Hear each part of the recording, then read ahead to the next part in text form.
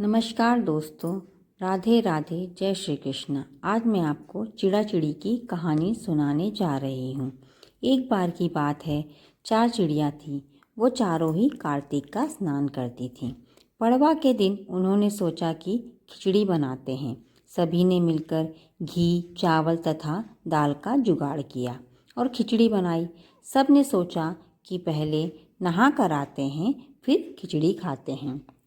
पहले एक चिड़िया नहाकर आ गई, बाकी नहीं आई। उसे भूख लगी थी तो उसने खिचड़ी की भाप खा ली। दूसरी चिड़िया आई तो उसे भी भूख लगी थी, उसने खिचड़ी का पानी पी लिया। तीसरी भी नहाकर आई तो उसे भी भूख लगी थी तो उसने खिचड़ी खा ली और चौथी ने खिचड़ी की खुरचन खा ली। खाने के बाद वो चारों मर गई। जिस चिड़िया ने भाप खाई थी वह राजा के घर राजकुमारी के रूप में पैदा हुई। जिस चिड़िया ने खिचड़ी का पानी पिया था वह कुम्हार के घर पैदा हुई। जिसने खिचड़ी खाई थी वह ब्राह्मण के घर तथा जिसने खुरचन खाई थी वह हथिनी के रूप में जन्म लेती है।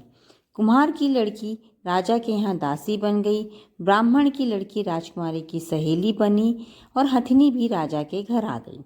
राजकुमारी बनी चिड़िया को पिछले जन्म की सभी बातें याद थी।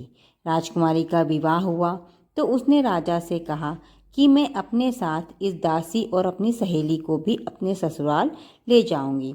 तो राजा ने कहा, ठीक है, ले जाना। राजकुमारी फिर भी नहीं गई तो राजा ने पूछा कि अब क्या हुआ। तब उसने कहा कि मेरे साथ मैं इस हथिनी को भी ले जाऊंगी। तो राजा ने बोला, ले जाओ, लेकिन हथिनी जाने के लिए तैयार नहीं हुई। तब राजकुमारी ने उसके कान में पिछले जन्म की सारी बातें कही, जिसे सुनकर हथिनी उठ जाती है और उसके साथ जाने के लिए तैयार हो जाती है। राजा यह सब देख रहा था तो उसने तलवार निकालकर कहा कि सच बता, तू कौन है, नहीं तो मैं तेरा सिर काट दूंगा। राजकुमारी ने राजा को सभी बातें सच सच बता दी। पिछले जन्म की सारी बातें सुनकर राजा बोला कि यदि कार्तिक स्नान का इतना महत्व है तब हम भी जोड़े के साथ कार्तिक नहाकर दान पुण्य करेंगे। कार्तिक महाराज की जय।